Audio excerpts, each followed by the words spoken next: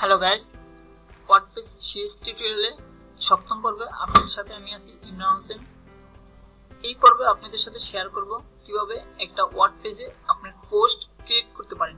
Post create করার জন্য বিভিন্ন এলিমেন্ট আছে বা বিভিন্ন পার ডে আপনি ক্যালকুলেট করে আপনি পোস্ট ক্রিয়েট করতে পারেন। আমি যদি উদাহরণস্বরূপ আপনাদেরকে একটু বলি, তাহলে আমরা একটা ওয়েবসাইট ভিজিট করলে আমরা দেখতে পারবো যে ওয়েবসাইটের পোস্টগুলো কি এবং পোস্টগুলো কিভাবে করা হয়।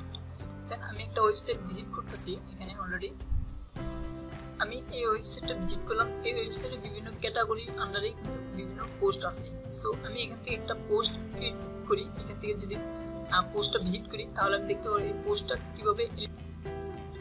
আমি যদি কোনো একটা পোস্ট ভিজিট করি তাহলে দেখতে পারবো যে এইরকম একটা ইমেজ দেখা যাচ্ছে, দেন এখানে একটা টাইটেল দেখা যাচ্ছে, দেন এই বডির ভিতরে কিছু লেখা দেখা যাচ্ছে, কিছু লেখা আবার বোল্ড, দেন কিছু লিঙ্ক আমি দেখতে পারবো বা সাজানো আছে। এখানে হ্যাশট্যাগ বিভিন্ন এলিমেন্ট করে এখানে সাজানো হয়েছে তার প্রয়োজন অনুসারে।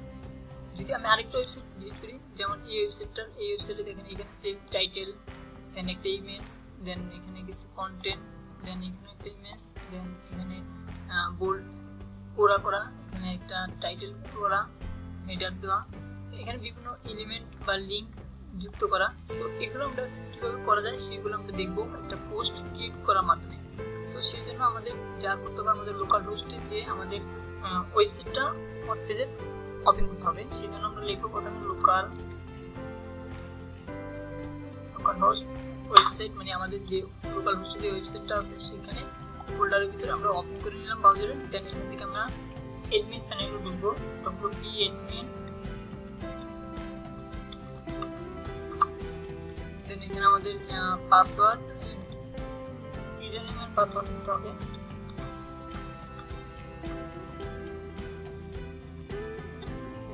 আমরা লগইন করি, আমাদের ওয়ার্ডপ্রেস ড্যাশবোর্ডে চলে আসছে।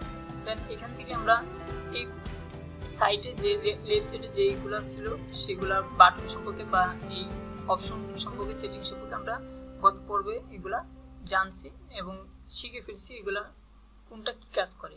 দেন আমরা আজকে এখান থেকে নিউ প্লাস চিহ্নটা ক্লিক করলে এখানে পোস্ট নামে একটা ক্যাটাগরি পাচ্ছি, এইটাকে আমরা ক্লিক করব। নিউ ট্যাব দিয়ে ওপেন করছি। দেন এখানে আমার সামনে ইন্টারফেসটা ওপেন হয়েছে, একটু বাজেটটা ছোট করে নিলাম। দেন এখানে আমার বলতেছে টাইটেল, এখানে হচ্ছে বডি। দেখেন এই ওয়েবসাইটটার যে কন্টেন্ট ম্যানেজমেন্টটা সেম, এইটাকে আমি এখানে সাজানোর চেষ্টা করবো। কীভাবে করি সেটা দেখেন। এই যে এইটা হচ্ছে টাইটেল এই ওয়েবসাইটের। সো এই টাইটেলটা আমি এখানে টাইটেল দিচ্ছি, দেন এটা হচ্ছে বডি।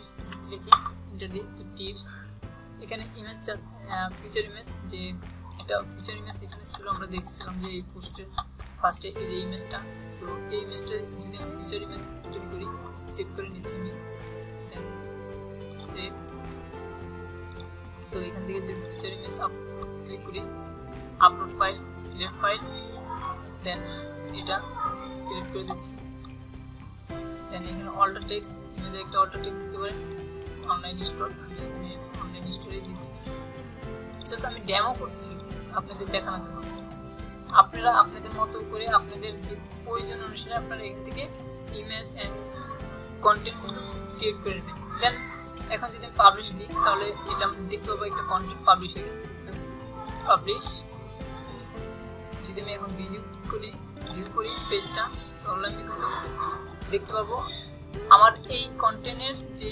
ফরম্যাটেশন সেম ফরম্যাটেশন কিন্তু এখানে আমি দেখতে পাচ্ছি আপনারা দেখতে পাচ্ছেন ঠিক আছে এগুলো আরো খুব সহজে করা যায় যখন আমরা থিম নিয়ে কাজ করব প্লাগইন নিয়ে কাজ করব তখন আমরা দেখতে পারবো খুব ইজি এই কাজগুলো আমরা করতে পারবো আরো সুন্দরভাবে এবং সুন্দরভাবে সাজাইতে পারবো এই কন্টেন্টগুলো ঠিক আছে দেন